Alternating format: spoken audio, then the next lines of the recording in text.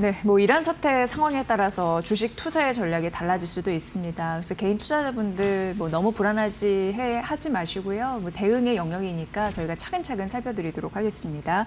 어떤 부분을 주목해야 될지 집중해 보시면 될 것 같고요. 박시동 경제평론가님 옆에 와 계십니다.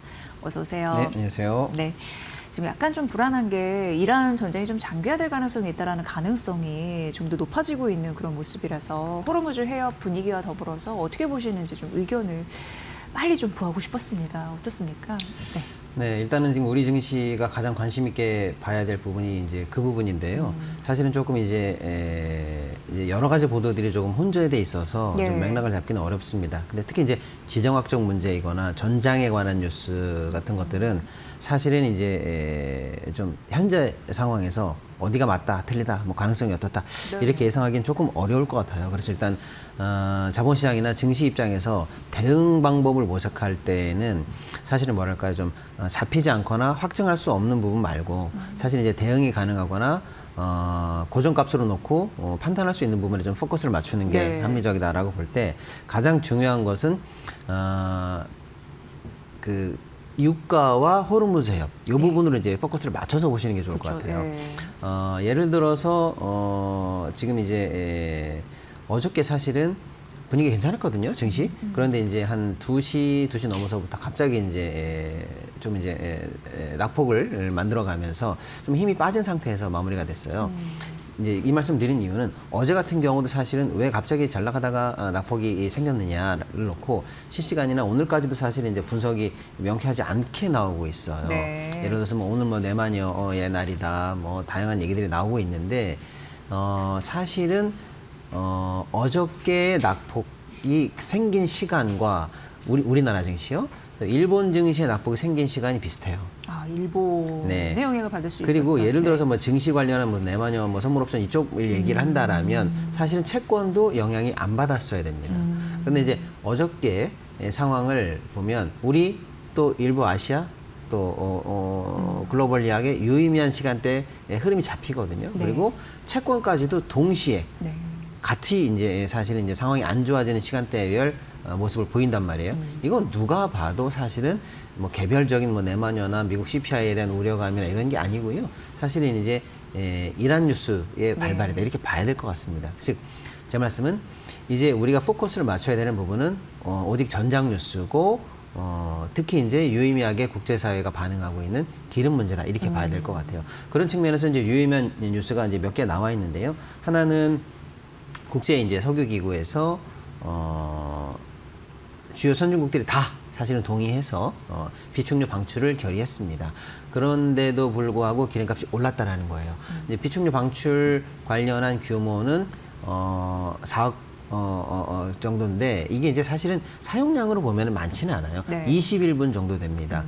다만 이제 어떤 분들은 21분 가지고는 당연히 부족하지라고 할 수 있는데 그건 아니고요. 네. 왜냐하면 사실 이제 값을 유가를 정할 수 있는 것은 사실은 마지막에 배팅할 수 있는 알파 부분이거든요. 전체적인 사용량 전체를 가지고 결정하는 게 아니라 오늘 추가적으로 올라가느냐 내려가느냐는 그 알파를 결정하는 그 네, 정도의 네. 분량인데 이 정도면 사실은 시장에서 충분히 가격을 컨트롤할 정도는 된다고 저는 보고 있어요. 다만 문제는 그런 뉴스가 나왔음에도 불구하고 유가를 낮추기는커녕 오히려 조금 유가가 상방으로 올라가는 것을 막지 못했다라는 게 핵심이에요. 그렇다고 보면은 이 정도보다도 더 큰 정도의 유가 관련한 악재가 나왔다는 거예요. 그게 뭐냐면 호르무즈 해협에서 민간 선박 한 4척 정도가 공격을 일단 당했다라는 보도고요. 그리고 사실 이제 기뢰 관련한 얘기들이 이제 본격화되는 거 아니냐라는 겁니다. 즉 전쟁에 관해서는 이 두 가지가 이제 가장 중요한데 안 좋은 쪽으로 뉴스가 나왔기 때문에 사실은 시장이 좀 힘을 받지 못한다, 이렇게 좀 봐야 될 것 같아요. 다만 계속적으로 변동성이 커지면서 안 좋은 쪽으로만 가느냐라고 보기에는 조금 다른 부분도 좀 있다라는 측면을 또 동시에 말씀드릴 수밖에 없는데요.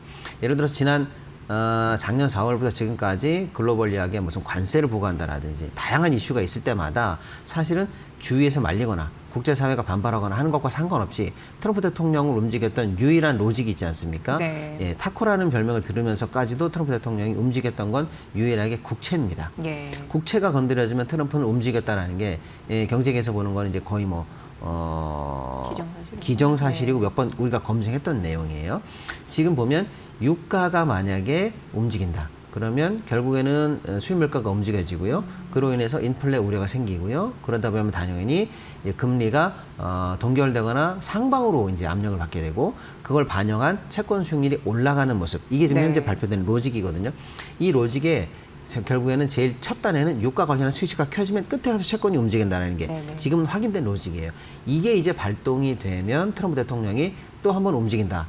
라고 이제 시장이 기대했는데 며칠 전에 사실은 보여줬었죠. 예를 들어서 이제 유가가 119불 장중 돌파하는 날 사실 트럼프 대통령이 전쟁이 거의 종전이 임박했다. 또 컴플리트라는 단어를 썼고 그 시점은 soon, very soon 하면서 곧 이렇게 여러 번 얘기하면서 그 메시지가 나왔단 말이에요.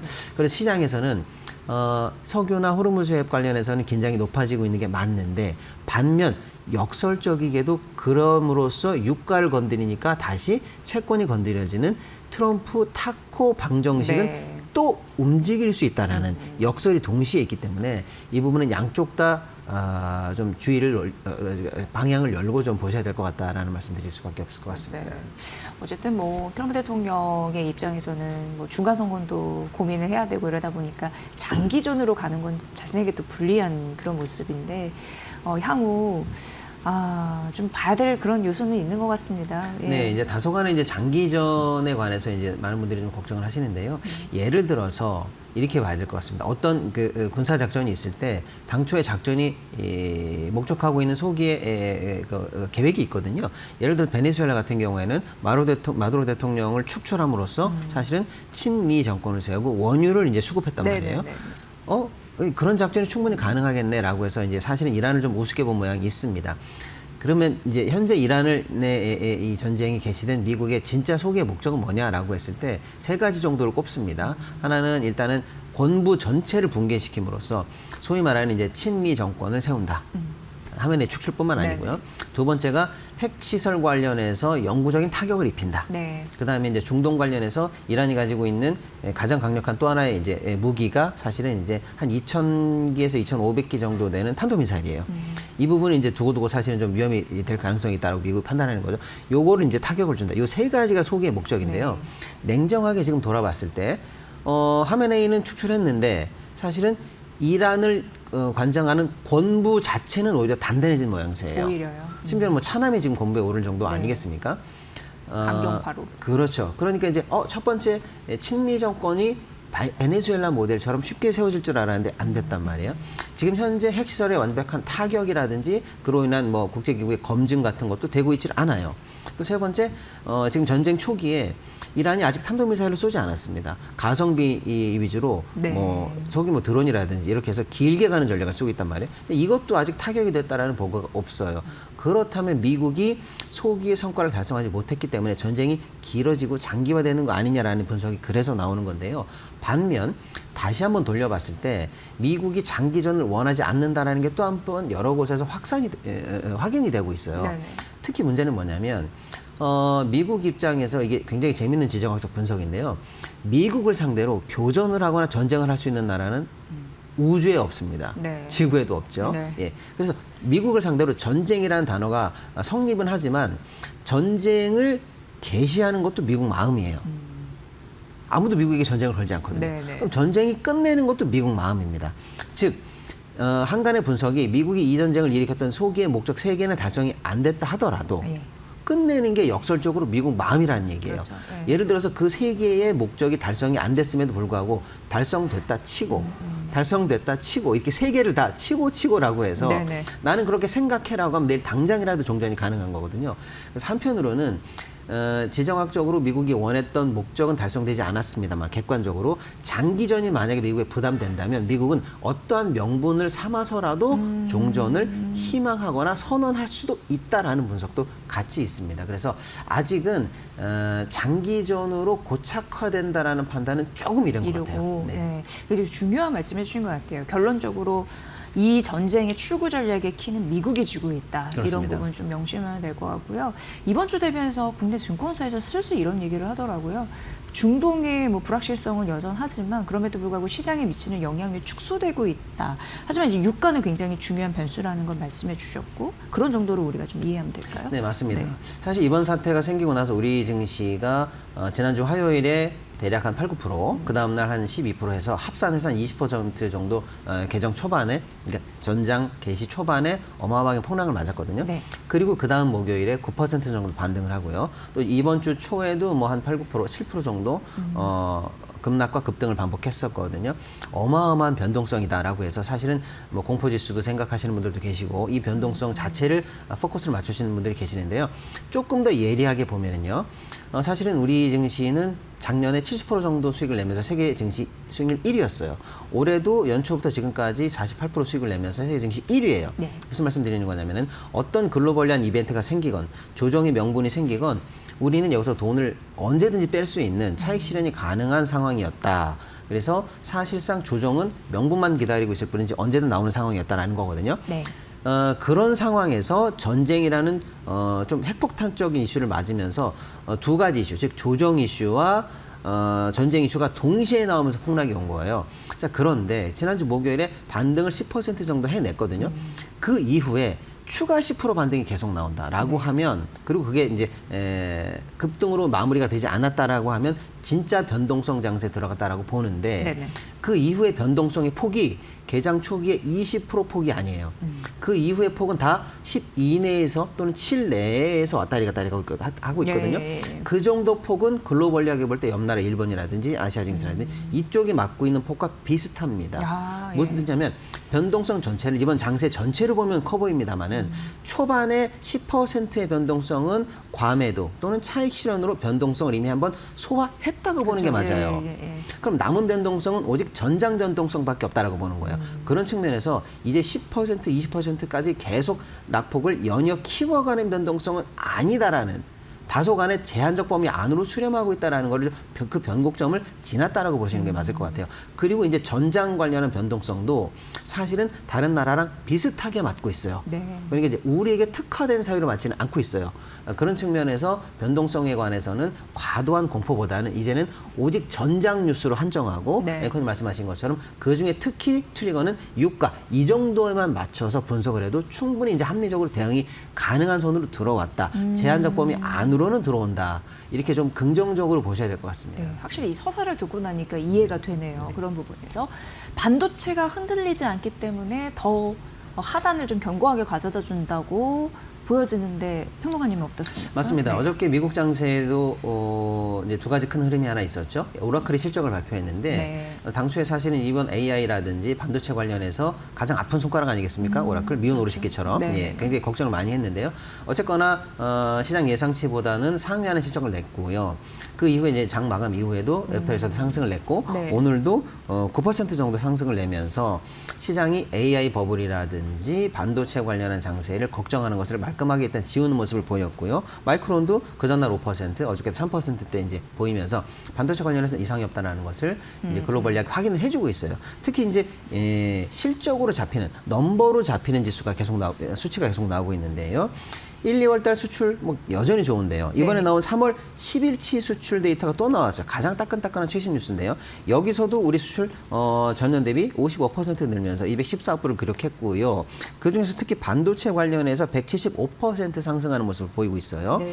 사실은 업계에서는 1분기에 하이닉스나 삼성 관련해서 기염을 토하는 정도의 실적이 나올 거다라고 사실은 조심스럽게 예상하고 있었습니다. 그래서 그 실적이 4월 초에 확인되면은 뭐 다시 한번 충분히 제도역할 수 있는 모멘텀이 있다라고 전망을 하고 있는데 네. 직접 그 뚜껑을 열기 전에 간접적으로 방금 확인할 수 있는 여러 가지 이 데이터를 통해서 반도체 여전히 이상 없다. 즉 한마디로 말씀드리면 전장이 벌어지고 있는 이 상황에서도 반도체는 팔리고 있다는 모습을 보여내고 있습니다. 네. 그런 측면에서 오히려 이익은 문제 없는데 주가가 빠졌다? 그럼 더 싸다는 얘기예요. 그러니까 사실은 이 문제 이후에는 더 매력적인 구간으로 들어와 있다 이렇게 볼 수가 있겠습니다. 네.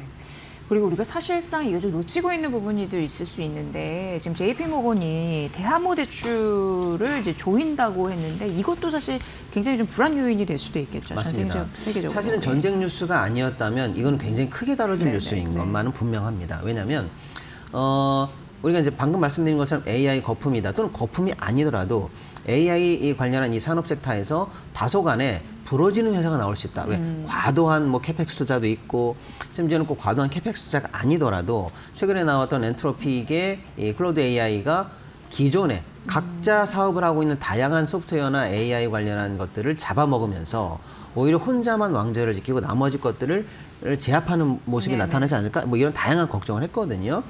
그 부분에 사실은 우려감이 아직 해소되지 않은 상황이에요. 그런데 지난 글로벌 위기 이후에 미국도 사실은 은행 관련한 대출을 깐깐하게 운영했단 말이에요. 그래서 은행 대출이 쉽지 않은 상황에서 많은 이 AI 관련한 업체들이 대출의 문턱을 어디로 넘었냐면 네. 펀드로 넘었습니다. 그래서 이제 펀드 관련해서 이제 사모 대출이 많이 일어났는데 사모 대출이 사실 담보로 잡은 거는 해당 기업들의 기술이거나 센터이거나 뭐 마켓이거나 이런 것들이에요. 그런데 그 부분에 관해서 만약에 우려가 커진다면 담보가 불안해지는 거예요. 그렇죠. 대출이 네. 불안해집니다. 그러면 나중에 추가 대출이 어려워질 수도 있고요. 전체적으로 흔들릴 가능성이 있습니다.